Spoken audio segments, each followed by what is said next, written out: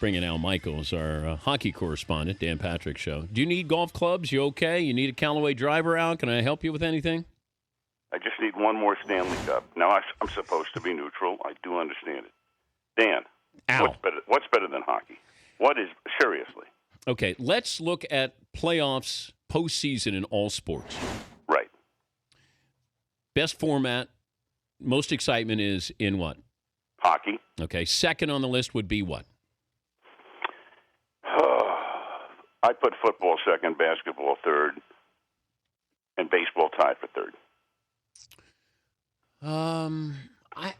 We've seen great fall classics, great moments. I don't know if we had a great moment in the NBA Finals last year with Ray Allen, but as far as great games, I might go baseball over basketball with the postseason.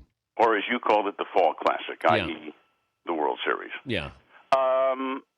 You could make a case for that, but I think hockey goes on for 2 months. It's a 2-month deal. I mean, each of the series, if it goes 6 or 7 games, is 2 weeks, otherwise known as a fortnight, for those of us who went to Arizona State.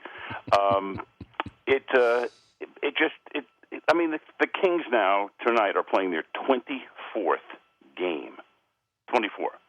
You can't play 24 in baseball. You certainly can't play 24 in football. Is it too long? No, it's not. Not at this point. I guess if your team is out of it. You know, if the Blackhawks were playing the Rangers, I probably wouldn't be watching as a Kings maniac, even though I love hockey more than any other sport. If your team is not in it, you're probably not that interested after your team gets eliminated. But while you're on this run, it's phenomenal. There's nothing like it. That building the other night, 4 hours worth. It's a 4-hour game, and you're dying 100 deaths. And when Dustin Brown tips in the Willie Mitchell shot and the Kings win at the 10-minute mark of overtime, a 90-minute game that went 4 hours from 4:30 to about 8:30. I mean, the roof could have come off the building. It was insane. But we watch hockey every year in the postseason. We say the same thing. This is the best postseason of all of our sports. Why don't people watch during the regular season then? I don't know. Hockey used to be a cult sport, and it appealed to very few people. It appeals to more people right now. I think you and I both know the coverage on television of hockey has become great. I love it. I mean, it's terrific. I still hear people say, well, I can't see the puck. But if you're a hockey fan, you don't have to see the puck. You know where the puck is. You can tell by the movement on the ice. You don't have to look at the puck. Years ago, Fox had a glowing puck, which was, insane, because nobody really looks at the puck itself. And so people are always knocking it for that. They're saying the players, with their helmets on, should take them off. They can't. We know that. I know some people have even suggested while they're on the bench, maybe they should take their helmets off, but they don't understand that, the guys are on the bench for 30 seconds and they're back out there. I think television's done a terrific job. I don't know what it is. Maybe it's 30 teams. Maybe it's the fact that, whatever it is.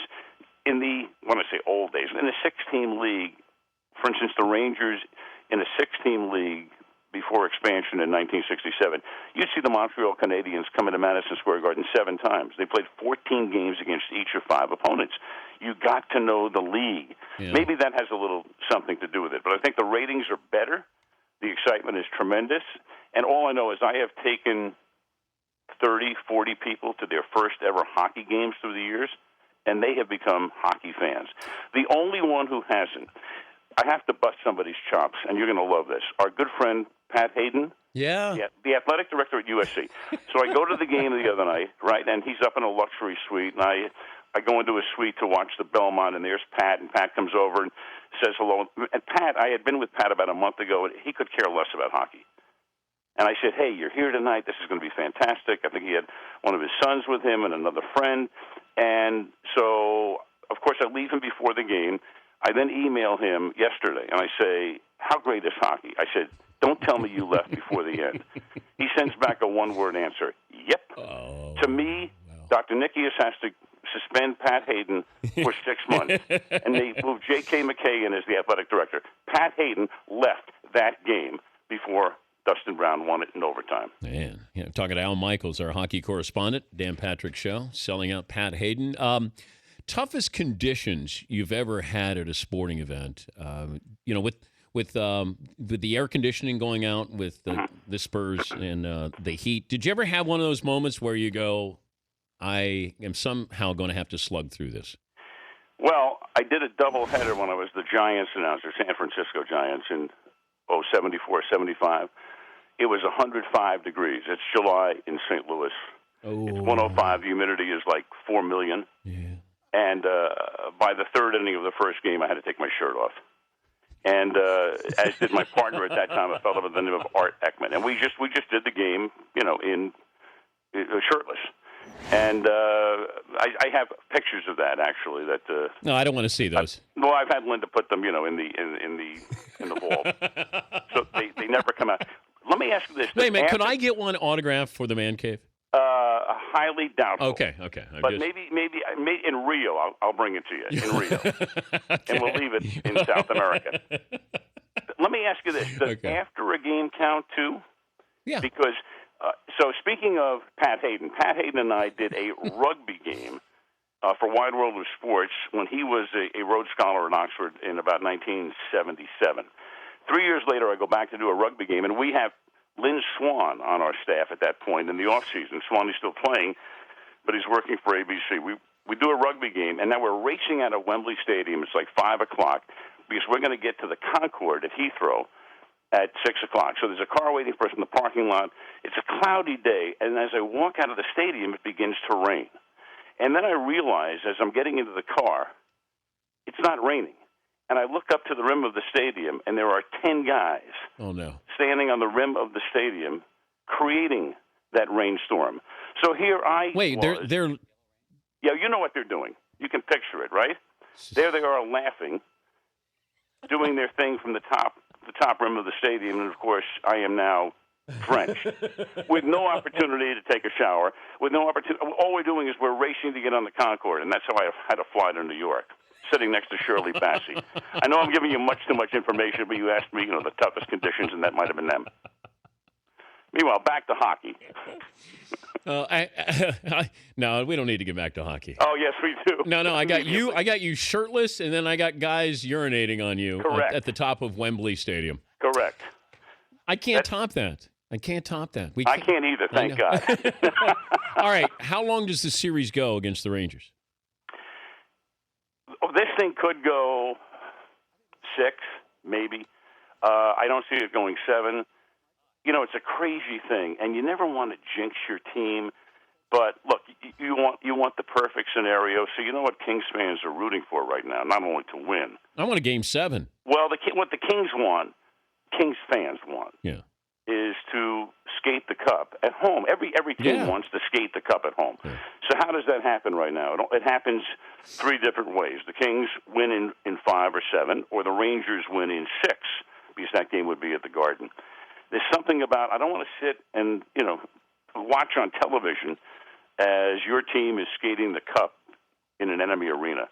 But we'll take it. At this point... Yeah, you're getting a little greedy here. Yes, we are, and I know, and it's almost like you're jinxing it, too. I don't want to do that. This is like Red Sox fans. They were like, well, it'd been nice to celebrate the World Series, but we had to celebrate in St. Louis. Shut up. Right. I know. It's a tough thing. And I think, didn't the Bruins celebrate in Vancouver a couple of years ago? If it happens, it's like when the Kings were playing the Devils 2 years ago, and they had a chance to clinch at home in Game 4 and lost.